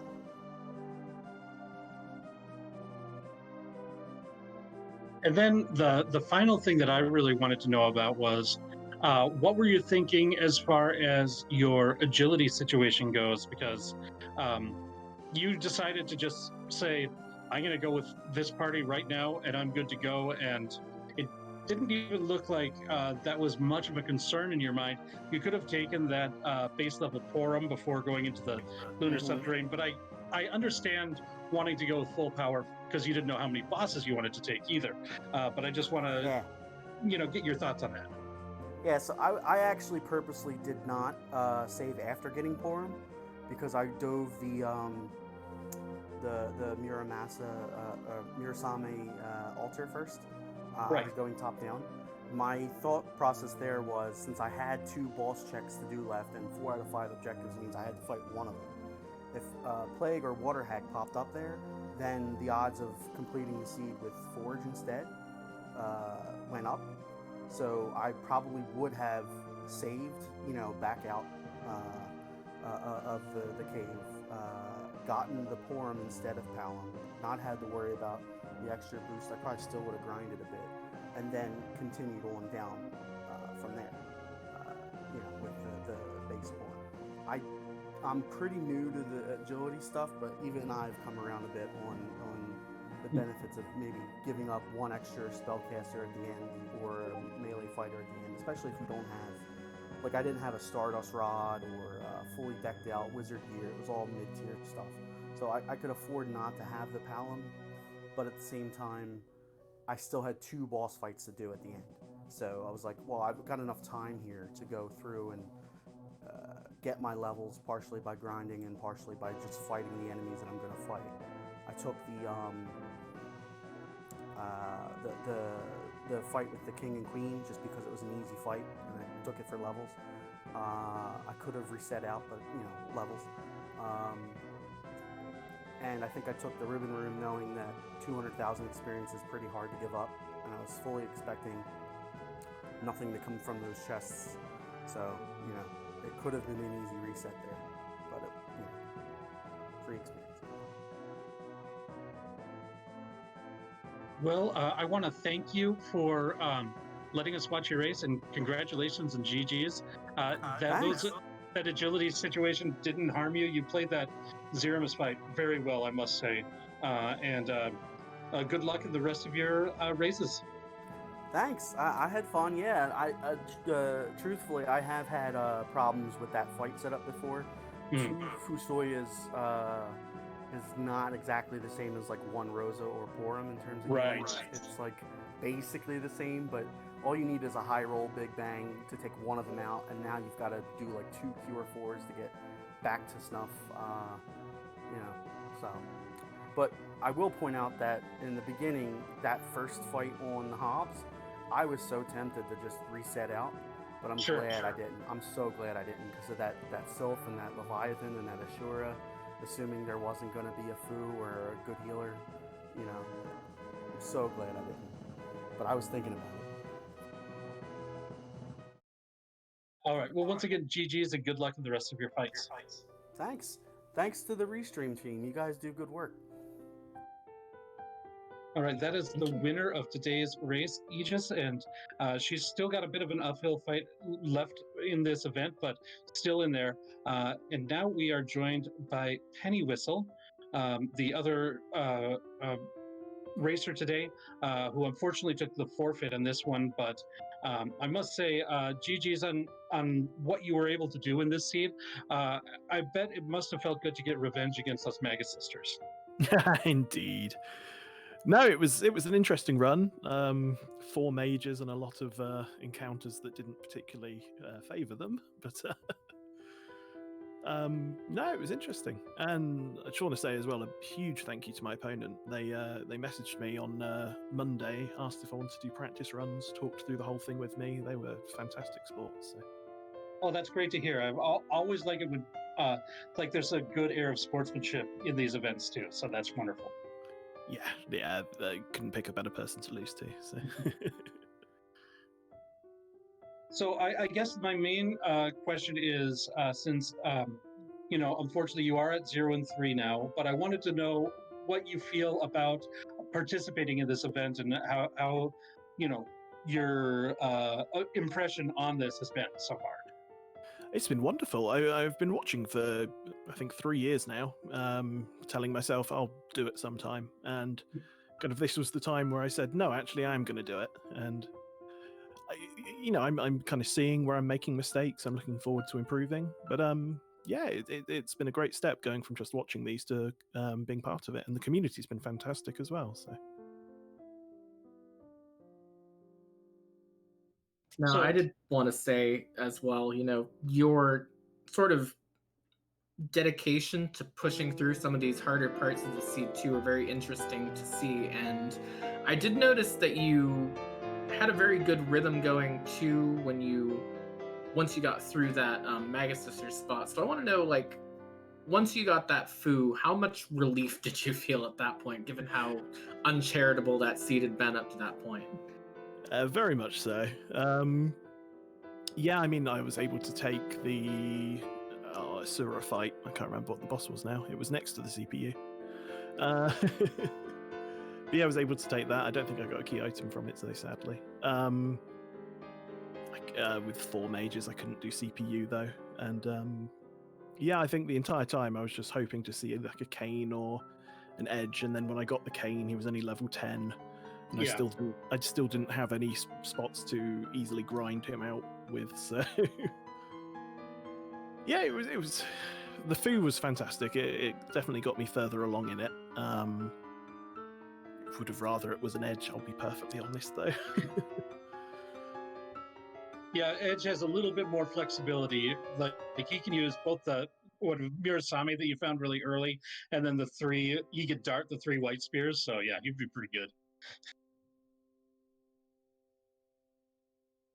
But yeah, Well, and it's as well from talking, it sounded like I was nowhere near finishing as well. I had not gone down any of the same routes as my opponent, it seemed. So I look forward to watching the VOD and finding out.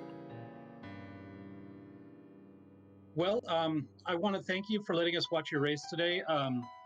Even though you didn't finish, I think some of the things that you did were really good.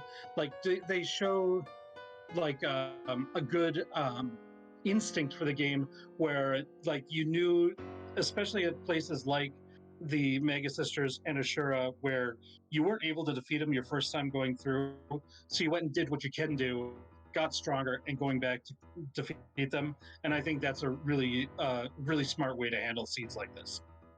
All right, thanks, I appreciate it. Well, thank you for joining us, and hope you have a wonderful rest of your day. All right, thank you very much. All right, that was Penniwhistle, our second place finisher today. Before we go, I want to give a big shout outs to everybody on the Restream team. We had Asuka doing the Restream itself and Scythe Marshall on the tracking. Without them, we don't have a race, so big shout outs to them. Also want to give a shout out to the Random Mania Network. They've been great partners with Free Enterprise for a number of years now, and it's always good to have one of our big events being partnered up and being able to showcase races like this right here on Randomania. Right now, we are going to head you on over. We're going to keep you right here on Randomania 2. We've got a Dragon Warrior randomizer race. And so I hope you enjoy it. Enth, do you have any last words? Just want to give a big thank you again to the rest of the Restream team, to you as well, Rex, for being a wonderful commentary partner today, and especially to both of our runners, and as well as all of our viewers today, who made this a very, very enjoyable way to spend an afternoon. All right, and I hope you stick around for a little bit more rando action and enjoy Dragon Warrior. Take care, everybody.